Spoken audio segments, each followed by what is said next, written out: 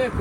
Ecaz'ın mağaramızın mağaramızın. Çok sağ olun. Ben vermirəm. Özünüz adama bir dənə götürün gelin. Allah sizi Bir sırayla elə. Tamam kardeşim. Sağ olun. Allah sizi Sağ olun. Allah emanet olsun.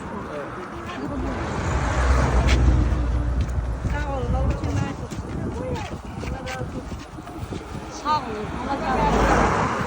Ermez. Sağ olun. Allah kabul etsin. Sağ olun. Sizler əziyyət çəkən xanımlarsınız.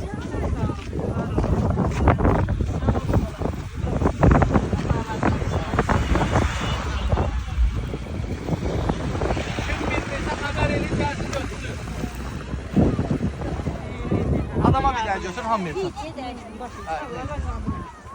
Gəlin, gəlin götür, gəlin götür.